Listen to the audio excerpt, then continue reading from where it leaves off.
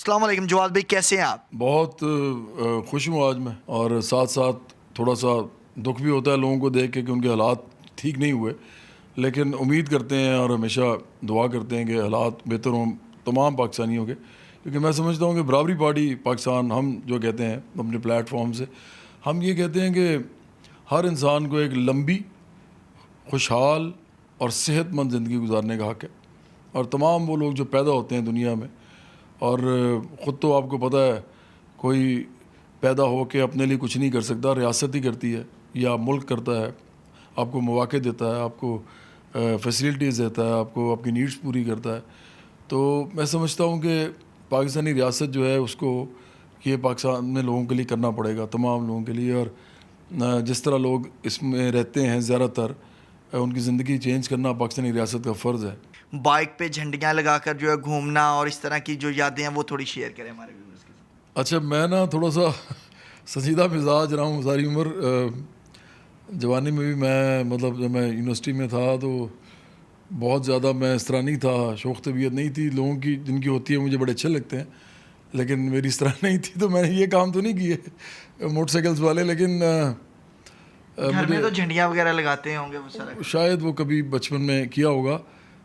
لیکن مجھے یہ یاد ہے کہ 14 اگست والے دن کو کوئی چھٹی ہوتی تھی تو ہم فیملی باہر نکلتی تھی، اور ہم کیونکہ بڑا اچھا ماحول ہوتا ہے، لوگ انجوائے کر رہے ہوتے ہیں، تو وہ اس زمانے میں لائٹس لگتی تھی پورے لاہور میں، ابھی بھی شاید لگتی ہوں، میں کبھی اس طرح نکلتا نہیں ہوں اس طرح بچپن میں اس زمانے میں نکلتا تھا لڑکپن میں. تو اس وقت وہ ہم نکلتے تھے پھر تو لائٹس وائٹس بڑا مزہ آتا تھا دیکھ کے. مختلف جو تاریخی مقام ہیں لاہور کے اندر، جیسے شاہی قلعہ ہے، پھر بادشاہی مسجد ہے، پھر اس طرح کی اور جو جگہیں ہیں ان پہ بھی میں دیکھتا تھا کہ بڑی رونق ہوتی تھی، اور پھر ہم کھانا کھاتے تھے فیملی جا کے کہیں پہ.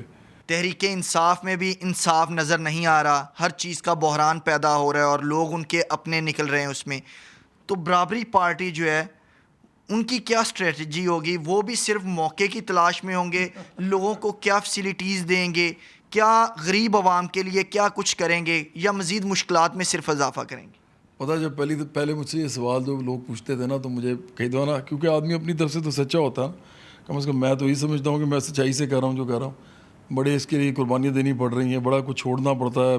پھر لوگ برا بلا بھی کہتے ہیں، تینوں پارٹیز کے لوگ، ان کو سمجھ نہیں آتی کہ اگر یہ تینوں کو تنقید کر رہے ہیں تو کسی وجہ سے کہہ رہے ہیں. میں پارٹی جوائن نہ کر لیتا وہ والی، شاید ابھی کسی پارٹی میں منسٹر ہوتا کوئی، بیٹھ کے پاور جو ہے وہ میرے پاس ہوتی.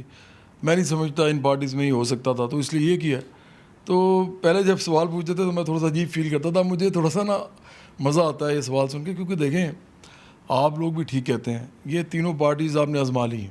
اب آپ کہتے ہیں ایک اور صاحب کھڑے ہو گئے ہیں، ایک اور پارٹی کھڑی ہوگی، لیکن میں آپ کو ایک بات بتاؤں، ایک تو میں یہ کہتا ہوں، عام طور پہ کہتا ہوں، آپ کو بھی کہہ رہا ہوں کہ میں کوئی وزیر اعظم نہیں بننا چاہتا.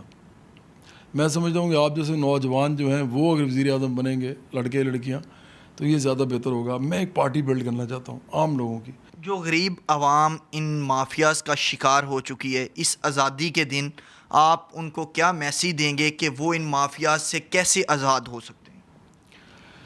دیکھیں وہ آزاد اگر ہونا چاہتے ہیں تو ان کو پھر وہی کہوں گا، ان کو سیاست میں آنا پڑے گا. یہ نہیں ہو سکتا کہ آپ اپنے گھر میں بیٹھ کے کہیں کہ ہم آزاد ہو جائیں، ہمیں روٹی ملنا شروع ہو جائے بہتر، ہمیں ہمارے بچوں کو بہتر تعلیم ملنا شروع ہو جائے. مانگنے سے نہیں ملتا کچھ بھی، تاریخ گواہ ہے، ہمیشہ جد و جہد کرنی پڑتی ہے اس کے لیے.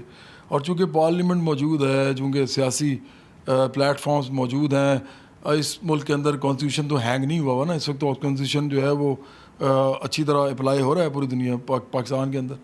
تو ہم سمجھتے ہیں کہ اس کا فائدہ اٹھانا چاہیے. اور انہوں نے جو ہمیں سیاست سے باہر نکالا ہوا ہے اس 1% نے، تو اب وقت آ گیا کہ ہم سیاست کو اپنی سب سے بڑی جو ہے وہ ایک تختہ مشق بنائیں، بجائے کہ ہم صرف روزی روٹی کی اپنی بھاگتے دوڑتے پھریں. ہم اس سے میں اپنا سکہ جمائیں، اور میرا خیال ہے یہ طبقہ اگر یہ کرے گا تو ترقی یافتہ ملک بن جائے گا پاکستان بہت جلدی. جواد بھائی، آپ نے وطن سے محبت والے اپنے جذبات کو سروں کی مالا میں بھی پرویا، تو کچھ ہمارے ویورز کے لیے بھی گنگنا دیں. تم مسیحا ہو اس قوم کے، ہمیں تم سے پیار ہے، ہمیں تم سے پیار ہے، ہمیں تم سے پیار ہے. تیری محنت تبھی ایسا رنگ لائے گی, تیری ہمت چٹانوں سے ٹکرائے گی, گر تو ثابت قدم ہوگا ان کی طرح جو کہ غازی بنے جیتے سب بازیاں. کامیاب رہو ہر قدم, قوم کی عزت ہو تم مسیحا ہو اس قوم کے, ہمیں تم سے پیار ہے, ہمیں تم سے پیار ہے, ہمیں تم سے پیار ہے. جی, تو یہ تھے ہمارے ساتھ چیئرمین برابری پارٹی گلوکار جواد احمد صاحب. ان کا کہنا ہے کہ اگر آپ نے مافیاز کی غلامی سے جان چھڑانی ہے تو آپ کو غلامی کی زنجیریں توڑنا ہوگی. اس کے ساتھ ساتھ انہوں نے ملک کے مسیحاؤں کو ٹریبیوٹ بھی خوبصورت انداز میں پیش کیا ہے. جی